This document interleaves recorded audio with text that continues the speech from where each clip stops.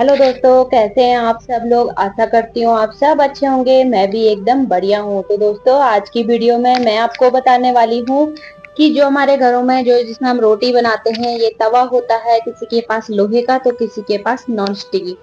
तो इसको हम कभी पराठे बना लेते हैं तो ये तवा हमारा जो है काला पड़ चुका होता है। तो ये जो कालापन इसमें लगा होता है हमारी रोटियों पर भी लगना शुरू हो जाता है। तो दोस्तों, मैं आज आपको यही बताने वाली हूँ कि हम इस तवे को अपने घर में आसानी से और कुछ घरेलू टिप्स से हम कैसे इसको एकदम क्लीन कर सकते हैं। तो आइए चलते हैं, करते हैं इसकी शुरू। तो दोस्तों, आपके किचन में भी रखा हुआ तवा जो है वो काला हो गया होगा।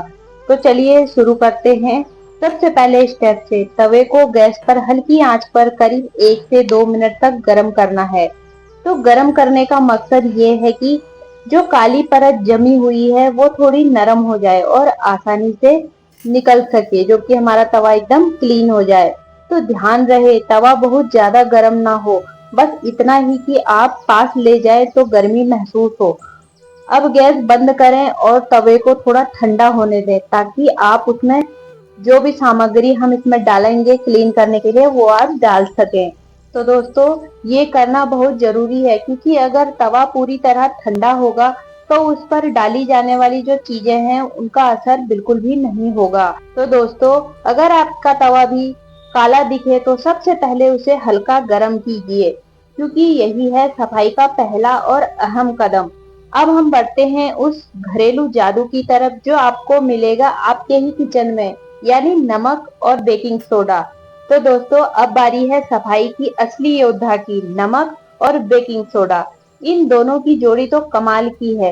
दोस्तों, एक तरफ नमक प्राकृतिक स्क्रबर की तरह काम करता है, वही बेकिंग सोडा जो है एक नेचुरल क्लीनर की तरफ, जो कि जमी हुई गंदगी को आसानी से तोड़ने में मदद करता है। सबसे पहले तवे पर हम 1 चम्मच नमक छिड़केंगे और उसे हम धीरे धीरे करके डालेंगे। फिर उस पर 2 चम्मच बेकिंग सोडा जो मैंने लिया है यहाँ पे, 2 चम्मच उसमें बेकिंग सोडा डालेंगे। इन दोनों को तवे पर बराबर मात्रा में हमें फैलाना है ताकि हर कोना कवर हो जाए। और अगर तवा थोड़ा भी गीला होगा तो ये दोनों मिलकर हल्का पेस्ट बन जाएंगे, जो कि और भी अच्छा है। दोस्तों, इस समय जो है तवा ज्यादा गर्म ना हो, वरना पाउडर जल जाएगा और इसका जो असर है वह कम हो जाएगा। और इस पर आने वाला है वह तीसरा जादुई तत्व, जो बिल्कुल ही हमारे तवे को एकदम क्लीन करेगा। तो वो है नींबू, जो इन दोनों को एक्टिव करेगा और काली परत को चुटकियों में गिरा देगा। तो चलिए चलते हैं अगले स्टेप की तरफ और देखें कैसे नींबू करेगा अपना कमाल।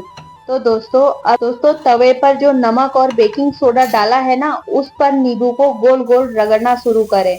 आप देखेंगे कि नींबू के रस के साथ मिलते ही वह झाग बनने लगता है।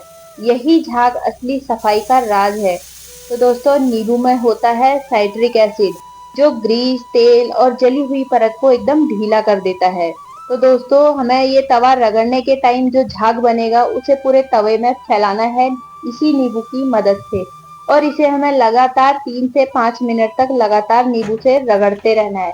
और खासकर वहां रगड़ना है जहां पर इस तवे पे काली परत जमा हुई है। अगर एक नींबू कम लगे तो आप दूसरा नींबू भी इस्तेमाल कर सकते हैं। तो मैं सिर्फ यहाँ पे एक ही नींबू मैंने एक कोने से काटा है थोड़ा सा, और मैं पूरे नींबू का ही यहाँ पे इस्तेमाल कर रही हूँ। तो दोस्तों, यहाँ पर तवा थोड़ा गर्म है, इसमें हाथ जलने का थोड़ा खतरा है। तो इसको मैं चम्मच की मदद से मैं नींबू को इस तरह से रगड़ रही हूँ। और अगर आप चाहें तो नींबू को एक कांटे से छेद कर भी रगड़ सकते हैं, जिससे रस और भी तेजी से निकलेगा।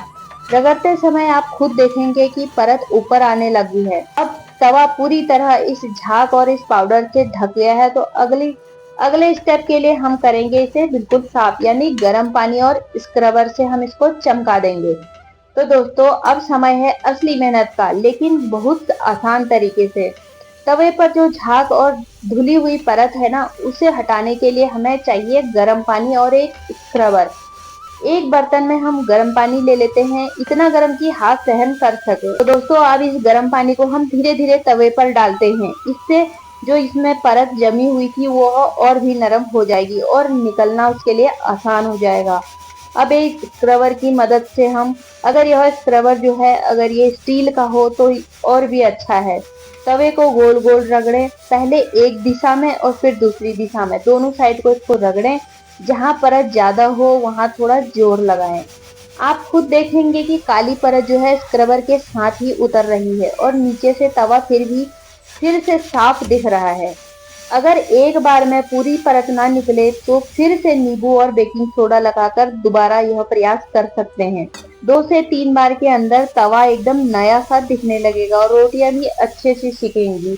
अब बारी है इस तवे को अच्छे से धोकर मेंटेन करने की। तो अब आप देख सकते हैं इस तवे की काली परत सब हट चुकी है, लेकिन आखिरी और जरूरी स्टेप जो है वो अभी बाकी है।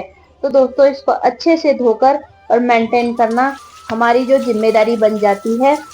वो है सबसे पहले तवे को ठंडे पानी, अगर जरूरत हो तो थोड़ी डिश वॉश जेल भी आप लगा सकते हैं। मेरे पास यहाँ पे विम बार था तो मैंने विम बार से ही इसको साफ कर लिया है, लेकिन ज्यादा केमिकल आप ना लगाएं। फिर सूखे दोस्तों, अगर तवा हमारा एकदम क्लीन हो जाता है तो उसके बाद हम फिर सूखे कपड़े से तवे को अच्छी तरह से पोंछ दें और कुछ समय के लिए खुले में रहने दें। अगर तवा लोहे का है तो उसमें थोड़ी सी सरसों या रिफाइंड तेल की एक परत आप लगा सकते हैं। यह तेल की परत ना उसे जंग लगने से बचाएगा और अगली बार खाने के लिए तैयार ध्यान रखें दोस्तों, कभी भी गीला तवा स्टोर न करें। हफ्ते में एक बार हल्का नींबू या नमक से क्लीनिंग जरूर। तब आपका तवा फिर से दिखेगा एकदम नया और रोटियां भी बनेंगी स्वादिष्ट। और हाँ दोस्तों, अगर यह टिप्स आपको पसंद आई हो तो वीडियो को लाइक, सब्सक्राइब और कमेंट करना ना भूलें। धन्यवाद।